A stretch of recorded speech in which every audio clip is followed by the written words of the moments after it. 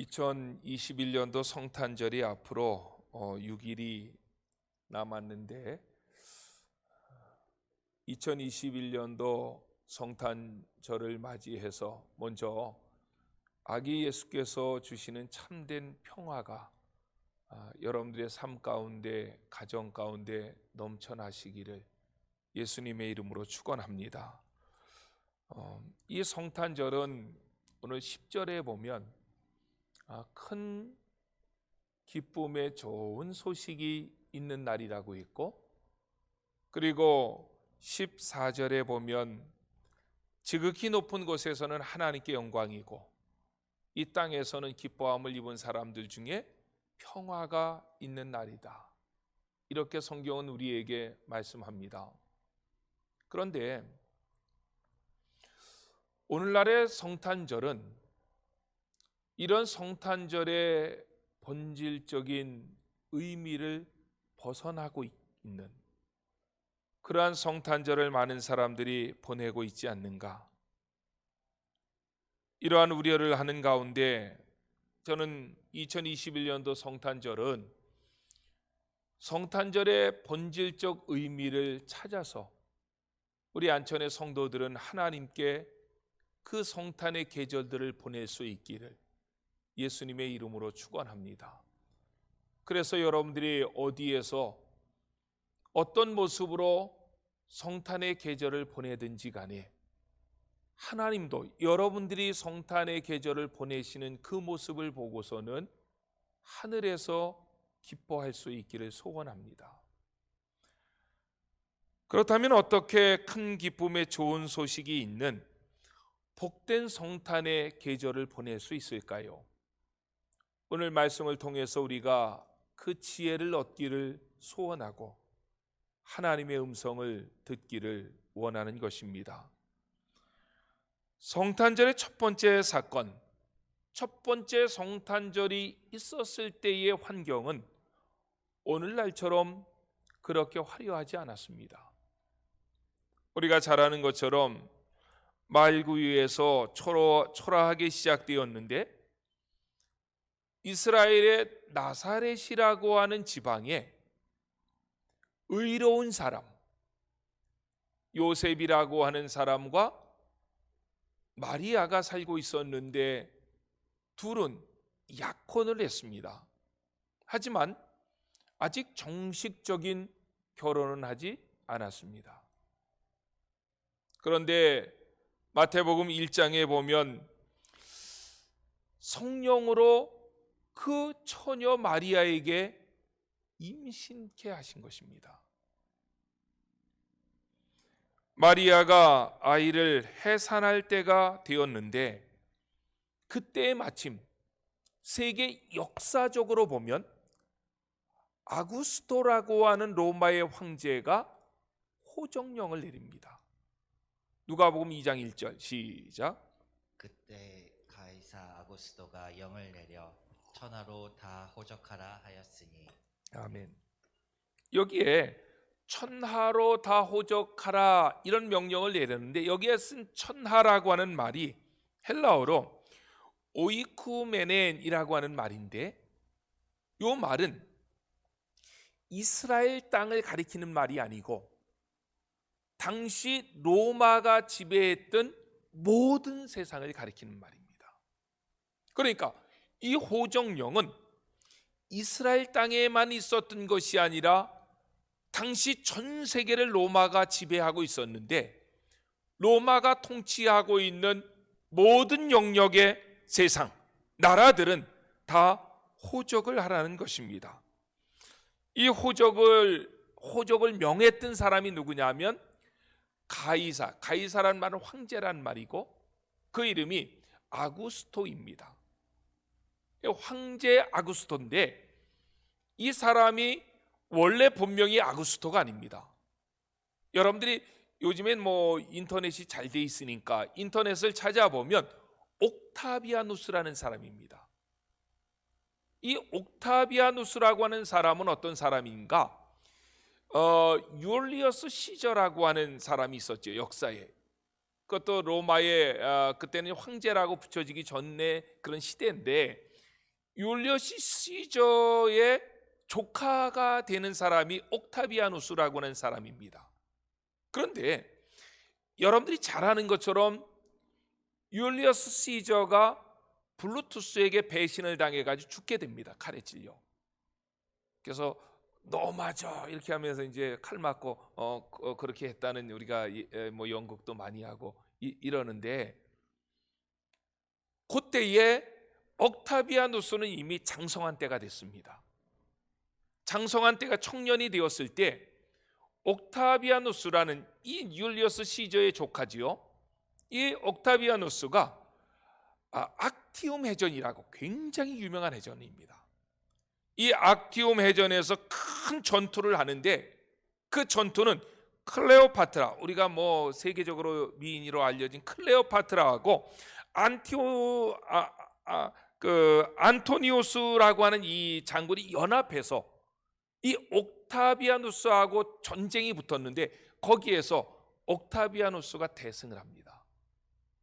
그러자 율리어스 시저가 이제 자녀가 없이 갑자기 죽었는데, 블루투스의 배신 때문에. 그래서 로마에 왕이 없었던 시대였는데, 그 당시에 원로원이 굉장히 중요했거든요. 원로원에 모여가지고 어차피 율리어스 시저가 자녀가 없고, 그 다음에 그의 조카 옥타비아누스를 양자로 삼았고, 그런데 그 옥타비아누스가 똑똑하고 전쟁도 잘하니까 그를 로마의 황제로 추대합시다. 그래서 로마의 원로원에서 옥타비아누스를 황제로 이렇게 등극하게 하면서 이름을 바꾸었습니다. 그 이름을 바꾸었던 내용이 아우구스투스. 세상 역사에서는 아우구스토스라고 얘기하고, 이제 누가복음 2장 1절에는 아구스토라고 하는 이름을 가진 사람으로 역사의 무대에 등장을 하지요. 이 악티움 해전에서 아우구스토스가 대단한 역량을 발휘했지만, 황제가 되어서도 이 사람은 역사에 굉장히 많은 발자취를 남깁니다. 특별히 역사에 남겼던 발자취 가운데 하나는 이 아우구스토스가 그가 다스렸던 모든 세계의 세금을 체계화시킵니다. 어느 나라에서든지, 로마가 다스리고 있는 나라에서는 동일한 세금을 걷어서 바치게 했던, 세금을 체계화시키는 놀라운 일을 했고, 그리고 로마는 무엇보다도 지금도 알려진 것이, 로마 하면 법이 아닙니까? 그 법을 집대성한 사람이 이 아우구스토스입니다. 뿐만 아니라 지금은 로마가 당시에 전 세계를 지배했는데, 지금 같으면 어떤 행정명령을 내릴 때 전화로 하든지 인터넷으로 하든지 뭐 금방 가잖아요. 옛날에는 그러지 않았습니다. 로마 센터에서 어떤 행정명령이 결정되어진 것을 저 끝에까지 가서, 뭐 아프리카까지 가서 그 행정명령이 전달되려면 그게 몇 년이 걸리는지 몰라요. 몇 개월이 걸리는지 모르고. 그래서 아우구스토스는 이 길을 정비합니다. 로마를 중심으로 모든 세계가 연결되어질 수 있는 길을 만들어서, 로마의 어떤 행정명령이 내려졌을 때에는 파발마가 그냥 빠르게 달려가서 그 로마의 행정명령을 전달함으로 일사천리로 나라가 움직이게 하고, 결국은 그 아우구스투스가 만들어 놓았던 그 길을 통해서 군대가 이동하게 되고, 그래서 우리가 잘 아는 대로 모든 길은 로마로, 이러한 말이 퍼져나가기도 하지요. 뿐만 아니라 이 사람은 로마라고 하는 시내에 경찰청을 만들어 놓습니다. 약 1000명의 경찰들을 주둔시켜서 치안을 담당하게 하고, 그 다음에 우리로 얘기하면 오늘날의 소방서를 만들어서 큰 화재가 났을 때 빠르게 대동하고 대치하도록 그렇게 했습니다. 아우구스토스는 위대한 행정가요, 행동가였습니다. 그는 로마 황제로, 그가 로마의 첫 번째 황제가 되는 거예요. 율리어스는 황제라고 말하지 않고, 로마의 첫 번째 황제는 아우구스투스를 이제 로마의 초대 황제, 첫 황제로 이야기를 하는데 그는 41년 동안 이 로마를 다스립니다. 그가 다스렸던 41년의 기간을 역사가들은 팍스로마, 팍스라고 하는 것은 평화란 뜻이죠. 그래서 일부 학자들은 세상의 평화를 아우구스토스가 만들었는데 세상의 평화를 아우구스토스가 만들었기 때문에 팍스로마라고도 하지만 팍스 아우구스토스 이렇게도 부르게 했던 역사의 큰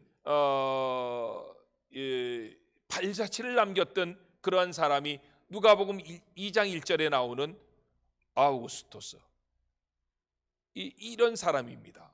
그런데 이 아우구스토 이게 누가복음 2장 1절에서는 이게 이제 성경명으로 아구스토 이렇게 아우구스토스 자꾸 이게 헷갈려서 좀 그런데 어떤 명칭으로 불러도 괜찮을 것 같고 온 세상은 로마의 첫 번째 황제였던 아우구스토스의 입과 손을 주목하던 그 시대에 초라하게 아주 초라한 모습으로 하나님의 아들이 이 땅에 오셨다는 거예요. 그것을 누가복음 2장 7절에서 얘기합니다. 시작. 첫 아들을 낳아 강보로 싸서 구유에 뉘었으니 이는 여관에 있을 곳이 없음이로라. 아멘. 여기에 첫 아들을 낳아 마리아 요셉이 대한 얘기죠. 첫 아들을 낳아 강보로 쌓아 구유에 누웠으니 라고 했을 때 우리가 잘 아는 것처럼 마리아와 요셉은 가난했습니다. 여기에 강보라고 하는 것을 다른 말로 표현하면 누더기 옷이죠. 하나님의 아들이 누더기 옷을 입고 이 땅에 태어나신 것입니다. 세상의 사람들은 로마의 첫 번째 황제였던 아우구스토스가 팍스로마 평화를 주는 줄 알았지만 아우구스토스가 역사의 주인공인 줄 알았지만 성경은 그는 역사의 주인공이 아니라 역사의 주인공은 예수 그리스도다 라고 하는 것을 본문은 우리에게 선포하는 것입니다. 그 역사의 주인공같이 등장했던 로마의 첫 번째 황제였던 아우구스토 자체도 예수님의 오시는 길을 예비했던 하나의 도구에 불과했다. 이것을 성경은 우리에게 가르쳐주고 있습니다. 예수님이 탄생하시기 700년 전에 우리가 잘 아는 미가 선지자라는 사람이 나타나서 예수님을 예언하는데 미가서 5장 2절입니다. 시작. 베들레헴 에브라다야 너는 유다 족속 중에 작을지라도 이스라엘을 다스릴 자가 내게서 내게로 나올 것이라. 그의 근본은 상고의 영원에 있느니라. 아멘. 베들레헴 에브라다야. 에브라다는 베들레헴의 옛날 명칭, 별명입니다. 베들레헴아 베들레헴아 이런 말이 되는 거죠. 똑같은 단어를 두 번 쓴 것은 너에게서 이스라엘을 다스릴 자가 나온다. 그의 근본은 상고의 영원에 있느니라. 그는 하나님이시다. 이런 의미죠. 너라고 하는 조그만 베들레헴 땅에서 이스라엘을 다스릴 자가 나오는데 그분이 바로 하나님이시다.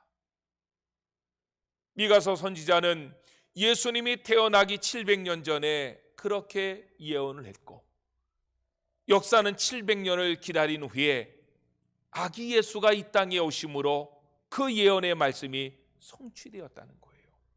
그런데 이게 이제 제가 일부 예배 때도 그런 얘기했어요. 역사는 공중에 기록된 것이 아니라 이 성경은 역사적인 배경을 가지고 기록됐기 때문에 역사적인 배경을 알아갈 때의 성경에 이 깊이를 볼 수 있는 거예요. 로마의 첫 번째 황제 아우구스투스가 황제가 되어서 호정령을 내린 것은 주전 8년입니다. 그러니까 세상 역사가들은 누가복음 2장 1절이 틀렸다는 거예요. 왜냐하면 누가복음 2장 1절에서는 아우구스투스가 호정령을 내렸을 때에 마리아가 예수님을 잉태하고 출산했는데, 세계 역사는 주전 8년에 이 아우구스투스가 호정령을 내렸고 그 호정령은 14년마다 한 번씩 계속 이어져 갔다는 거예요. 그런 것이 로마의 역사 기록에 있다는 거예요. 그러니까 누가복음 2장 1절은 잘못됐다. 세상 역사가들은 그렇게 말하는 것이고, 일부 자유주의 신학자들도 뭐 성경도 사람이 기록하는데 조금 잘못할 수 있지, 이렇게 하면서 세상 역사가들의 주장을 따라가고 있다는 거예요. 근데 그렇지 않습니다.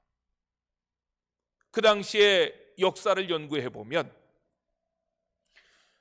로마의 첫 번째 황제로는 아우구스투가 등장을 하지만 유대 지방의 통치자는 우리가 잘 아는 대로 헤롯 그레이트, 대헤롯 이 왕이 그 유다 지경을 다스렸다고요. 그런데 우리가 잘 아는 대로 헤롯 그레이트, 이 헤롯이 너무도 많으니까 이 사람 앞에는 그레이트, 위대한, 큰, 이런 앞에 그 수식어를 붙여요.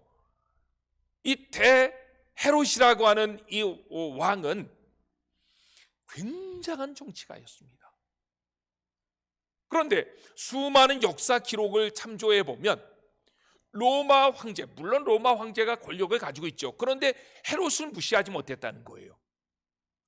로마 황제 아우구스투스와 유대 지역을 다스렸던 대헤롯 사이에 한때 불편한 때가 있었다는 거예요. 그래서 아우구스투스가 호정령을 내렸는데 헤롯 지방에 팔레스타인 지역을 다스렸던 대헤롯이 그 명령을 즉시 시행하지 않고 몇 년을 끌었다는 거예요. 몇 년을 끌다가 이제 뭐 황제의 명령이니까 계속 어길 수 없고, 그래서 황제의 명령대로 호정령을 내렸는데 그때가 마침 마리아가 임신을 하고, 이 마리아가 예수 그리스도를 이 땅에 탄생시켰던 그 시점이었다는 거예요. 그리고 우리가 잘 아는 대로 마리아와 요셉이 살던 지역은 나사렛이라는 동네입니다. 예수님이 태어난 지역은 베들레헴입니다. 나사렛에서 베들레헴까지 직선거리로 얘기하면 90마일입니다. 직선거리로 90마일이면 144km입니다. 길이라는 것은 똑바로 뚫려 있지 않잖아요. 꾸불꾸불되면 학자들은 230km까지 보는 거예요, 그 길을. 그러면 그 230km, 직선거리로 144km지만 230km는 장성한 남자가 6일을 걸어야 된다는 거예요. 밤엔 자야 되니까. 그러면 애를 뵌 아낙네가, 여자가 그 길에 동참을 한다면 10일 이상의 거리를 둬야 된다는 거예요. 아우구스투의 호정령을 연구해 보면 두 가지 철칙이 있습니다. 첫 번째로는 원적지에 가서 호적을 하라는 거예요. 오늘날 같이 전산 시스템이 잘 돼 있으면 그럴 필요 없는데, 그 옛날엔 전산 시스템이 안 되다 보니까 원적지에 가서 안 하면 한 사람이 여기저기서 호적을 해버리면 한 사람이 4사람 5사람이 되니까 안 되니까, 그걸 방지하기 위해서 원적지에 가서 하게 했다고요. 그러면 왜 마리아와 요셉의 원적지는 베들레헴이 됩니까? 굉장히 중요한 얘기예요. 마리아와 요셉의 원적지가 베들레헴에 되어야 되는 것은 그들의 원조상을 따져보면 다윗이었다는 거예요. 다윗의 고향이 베들레헴이었다는 거예요. 그래서 두 사람은 이 몸에 아이를 가졌지만 약 144km 되어지는 그 험준한 곳을 걸어서 갈 수밖에 없었다는 거예요. 또 한 가지는 호정령을 연구해 보면 나오는 그 자료들이에요. 온 식구가 갈 필요 없어요. 그 가정에 남자 하나, 가장이 가서 호적을 하면 됩니다. 만약에 온 식구가 가면은 모든 이 시스템이 스톱이 되는 거예요. 그래서 그걸 방지하기 위해서 그 가정에 남자가 가서 호정령을 하면 됩니다. 그러면 그 얘기 속에서는 요셉만 가도 됐다는 거예요. 그런데 오늘 성경에서는 요셉만 호적하러 가지 않았다고 이야기를 합니다. 오늘 본문에 보니까 마리아가 함께 갔다. 그럼 학자들의 견해는 왜 마리아가 그 아이가 만삭이 되었을 때에 그 먼 길을 가지? 자칫 잘못하면 아기가 유산될 수도 있는데 왜 갔을까요? 학자들은 연구합니다. 그 당시에는 마리아는 약혼은 했지만 아직 정식적인 결혼을 하지 않았다는 거예요. 그런데 요셉은 마리아를 사랑했고 의로운 사람이었기에 요셉이 생각한 거예요. 이제 나와 약혼한 사람은 아직 처녀인데 처녀가 이제 아기를 낳으면 구약의 율법에 따르면 동네 사람은 그를 잡아다가 가운데 놓고 돌로 쳐 죽였다는 거예요. 그러니까 요셉이 생각할 때에 혹시 마리아를 나사렛 지방에다 그냥 눕고 베들레헴에 가서 호적을 하고 돌아오면 그것이 보통 20일, 한 달은 걸릴 텐데 그 안에 어떠한 일이 마리아에게 일어날지 모르니까 차라리 불편한 길이지만 같이 동행을 해야 되겠다. 그래서 마리아를 데리고 베들레헴 땅으로 갔고 결국 그것은 미가서 5장 2절의 말씀을 성취시켰다는 거예요. 생각해 보십시오. 아우구스투스가 호정령을 내리지 않았다면, 블루투스가 율리어스 시저를 배신하지 않았다면, 율리어스 시저가 죽지 않았다면, 더 나가서 요셉 혼자서 베들레헴 땅에 가가지고 호적을 했다면 미가서 5장 2절 말씀은 성취될 수 없었다는 거예요. 성경에 온타임이란 말이 있습니다. 일어나야 될 그 시간에 1초도 어긋나지 않고 정확한 그 시간에 정확하게 일어나는 것, 이것을 온타임이라고 하는데 하나님은 당신의 구속 역사를 온타임으로 이끌어 가십니다. 어떤 것 하나라도 만약에 어긋났었다면, 그런 일이 역사의 현장에서 벌어지지 않았다면 예수님은 베들레헴 땅에서 오실 수 없었고, 예수님이 베들레헴 땅에서 오시지 못했다면 성경은 가짜가 되는, 거짓말쟁이가 되는 이런 비극을 우리에게 가져오는데, 정확한 시간에 하나님은 아우구스투스를 역사의 무대에 등장을 시켰고 그에게 호종령을 내리게 하셨고, 그래서 결국은 베들레헴 땅에서 아기 예수님이 태어나게 하셨는데, 그 아기 예수님은 누더기 옷을 입고 왔지만, 누더기 옷을 입고 온 것은 누구나 다 내게로 오라, 그 의미 아닙니까? 예수님이 만약 황제의 옷을 입고 왔다면 그 사람들만 갈 수밖에 없지요. 세상에 버림받은 사람, 누구도 다 내게로 오라, 하나님은 우리에게 위대한 메시지를 남기며 예수님을 이 땅에 보내주셨다는 것입니다. 그 예수님이 보통 사람이 아닌 하나님의 아들이셨고 우리의 구원자가 되셨던 것입니다. 그래서 성경은 그분의 오신 날을 성탄절, 하나님이 이 땅에 오신 날, 이렇게 성탄절이라고 부르는 것 아닙니까? 그런데 세상의 많은 사람들은 성탄절이 연말 연시와 겹쳐지다 보니까 흥청망청 보내는 거예요. 어떤 사람들이 그 연구했답니다. 1년 365일 가운데 가장 피임약이 많이 팔리는 날 성탄절, 가장 술이 많이 팔리는 날 성탄절. 세상이 다 그렇게 흘러간다 할지라도 저와 여러분들은, 하나님을 사랑하고 하나님을 믿는 사람들은 오늘 본문의 말씀처럼 큰 기쁨의 좋은 소식이 있는 날로 하나님께는 영광이 되고 우리 모두에게는 환경이 어떠하든지 간에 하나님이 주시는 평화가 넘치는 날로 이 날을 맞이해야 될 줄로 믿습니다. 그러기 위해서는 그렇게 성탄절을 맞이했던 첫 번째 사람, 목자들이죠. 목자들의 모습을 이 시간에 우리가 살펴보는 것은 의미가 있다. 목자들이야말로 이 성탄을 큰 기쁨의 좋은 소식을 가지고 맞이했고 하나님께는 영광이 되게 하고 그들에게는 하나님이 주시는 참된 평화를 맛보게 했는데, 그렇다면 이 목자들은 어떤 사람들이었길래 수많은 사람들 가운데 하나님은 목자들에게 그런 영광을 하나님께서 주셨는가? 그것을 목도할 수 있는 은혜를 주셨는가?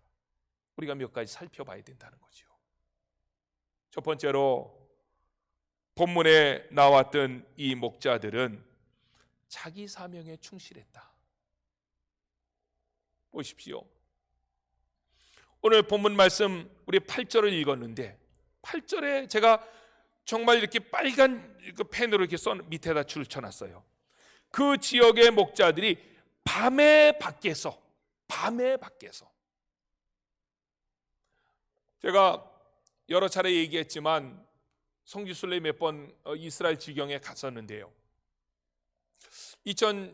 아마 16년도인지 그 전에 갔던 성지순례였던지 광야에서 하루 잤던 체험의 시간을 가졌습니다.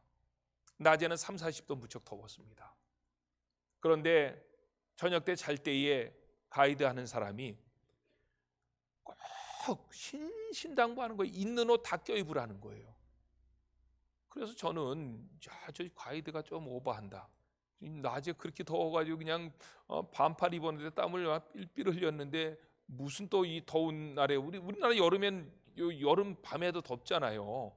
그래서 무슨 이 여름에 이거 옷을 다 껴입으라 했는데 해 떨어지고 나니까 추위가 다가오는데 하여튼 세상에서 느꼈던 추위 다 느꼈습니다. 그 하루에 얼마나 추웠는지.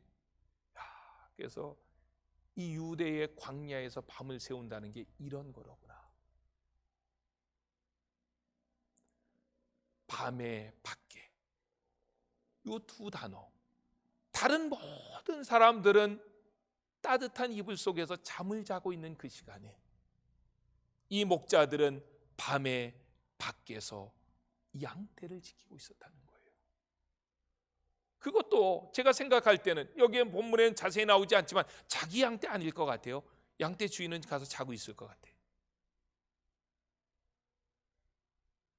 하지만 이 사람은 자기에게 주어진 적은 일이었지만 아무도 알아주지 아니하는 양떼를 지키는 일이었지만 그는 밤에 밖에서 두 눈을 부릅뜨고 그 양떼를 지키고 있었다는 거예요.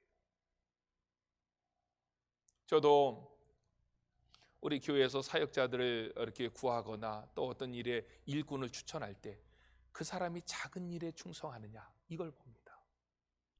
큰 일에는 누구든지 충성할 수 있어요. 명예가 따르고 돈이 따르기 때문에. 그러나 정말 적은 일에 충성하는 사람, 그 사람이 진짜 일꾼입니다.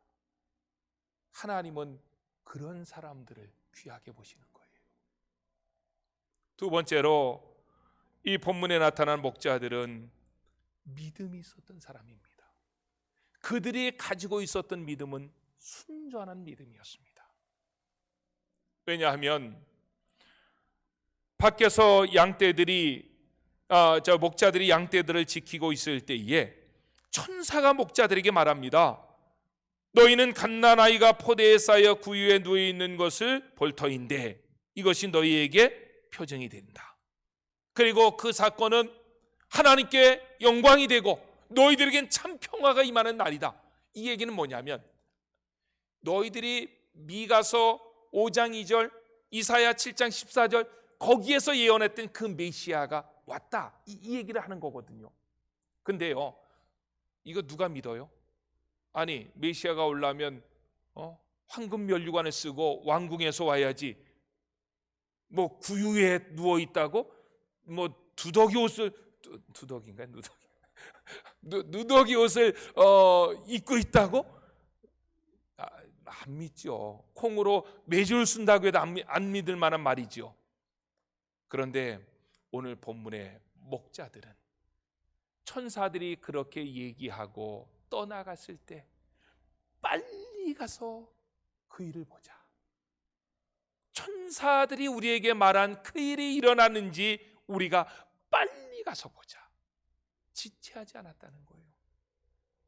그들에게는요, 순수한 믿음이 있었다는 거예요. 오늘날 교회에서 하나님 말씀 선포하면요, 다 계산해 봅니다. 앉아서 요건 믿을 만한데 요거는 엉투당통한 얘기고 저거. 그래서 다 골라서 믿는 거예요. 그런데 본문의 목자들은 그러지 않았다는 거예요.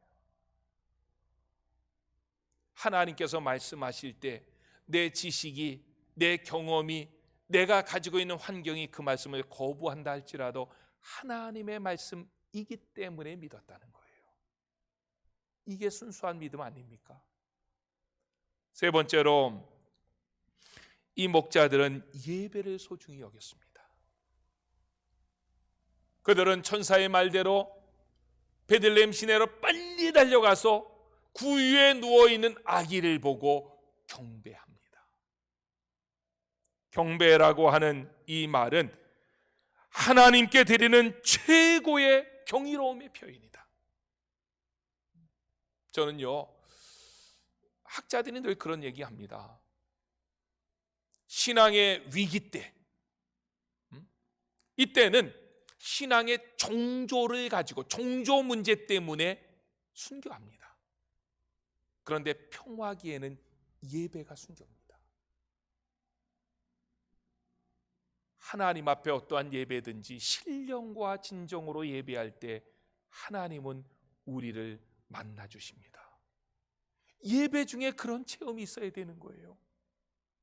예배 중에 나를 만나러 오신 그 하나님, 그 하나님과 깊은 교제가 있어야 되지. 매일같이 세상 6일에서 피곤하고 저도 알아요. 와서 매일같이 졸고, 조는 것도 감사해요. 교회 와서 졸으니까 얼마나 감사해. 그러나 그 한두 번이에요. 매일같이 하면 안 되잖아요. 몸은 여기 앉아 있는데 생각은 벌써 바깥에 가서 세상은 수십 바퀴 돌고 있고. 한데요, 신령과 진정으로 하나님이 받으시는 예배와 경배를 드렸던 오늘 목자들의 모습이 아닙니까? 네 번째로 본문에 나타난 목자들은 은혜를 나눌 줄 아는 사람들이었습니다. 17절 같이 볼까요? 시작. 보고 천사가 자기들에게 이 아기에 대하여 말한 것을 전하니. 자기만 알고 끝나지 않았다는 거예요.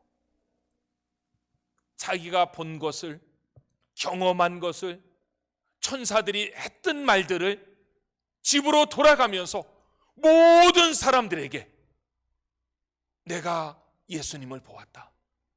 천사가 나에게 이렇게 이야기했다. 그렇게 성탄에 대한, 예수님에 대한 소식을 증거했다는 것입니다. 오늘날 우리는 아기 예수님, 구원자가 되시는 예수님을 어떻게 전해야 될까요? 조금 목자들하고는 다른 모습으로 전해야 될 것 같아요. 왜냐하면 이 복음이 보편화되어서 미국의 복음성가 가운데 이런 복음성가가 있습니다. 제가 영어로 읽어서 죄송한데 They will know we are Christian by our love. They will know, 그들은 알 것이다. We are Christian, 우리가 그리스도인인 것을 by our love, 우리의 사랑을 통해서. 옛날같이 입으로만 복음 전할 수 없습니다. 그리스도의 사랑을 가지고, 주님의 그 모습을 가지고 우리가 세상을 나갈 때에 세상 사람들은 아는 거예요. 야, 저 사람들은 그리스도인들이야. 그러면서 그 사람을 통해서 주님이 누구신가를 배우게 되는 것이지요. 주님은 하나님의 아들이시야. 그리고 그들이 주께로 돌아오는 역사가 일어나게 될 것입니다. 우리가 담대하게 사랑으로 이 복음을 전해야 되는데, 왜냐하면 우리가 10절에 있는 말씀처럼, 우리 10절 다시 볼까요? 시작. 천사가 이르되 무서워 말라. 보라, 내가 온 백성에게 미칠 큰 기쁨의 좋은 소식을 너희에게 전하노라. 왜 이 복음을 전해야 됩니까? 그 복음은 온 세상에 미칠 큰 기쁨의 좋은 소식이기 때문에. 왜 복음만이 온 세상에 미칠 큰 기쁨의 좋은 소식이 됩니까? 그 이유가 뭡니까? 11절에 답이 있다고요. 시작. 오늘 다윗의 동네에 너희를 위하여 구주가 나셨으니 곧 그리스도 주시니라. 아멘. 누가복음 2장 11절은 굉장히 독특한 절입니다. 왜 독특하냐면 예수님의 이름이 대표적으로 세 가지인데 세 가지 이름이 같이 나오는 유일한 성경이에요. 성경 어디에도 이런 절이 없습니다. 예수님, 그분이 누구신가? 그분은 our Savior, 우리의 구주가 되신다. 예수님, 그분은 누구신가? 그분은 더 크라이스트, 그 그리스도가 되신다. 그 말은 구약의 수많은 선지자들이 예언했던 바로 그분이시다. 예수님, 그분은 누구신가? 그분은 our Lord.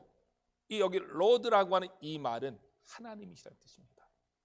그분은 하나님이 되신다.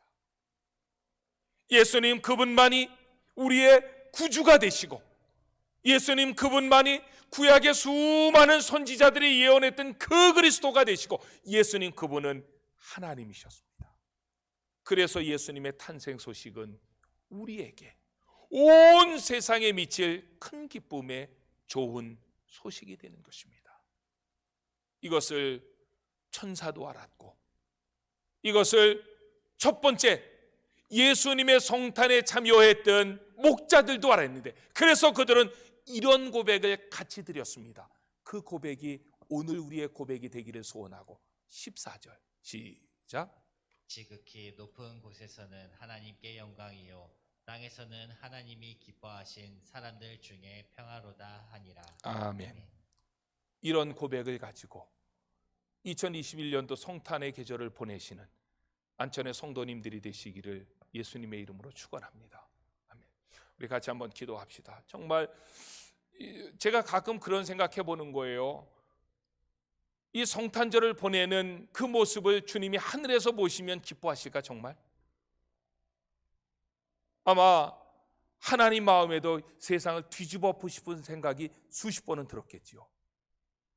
하나님, 모든 사람들이 그런 방향으로 흘러간다 할지라도 우리만은 그 물줄기를 거슬러 올라가게 하옵소서. 오늘 본문에 나타난 이 목자들처럼 큰 기쁨을 가지고 좋은 소식을 온 땅에 전하면서 그분과 영적으로 교제하고 그분 앞에 영광 돌리는 복된 성탄의 계절을 보내게 해달라고 우리 한 주간의 삶을 하나님 앞에 의탁하면서 주여하고 외치고 기도합니다.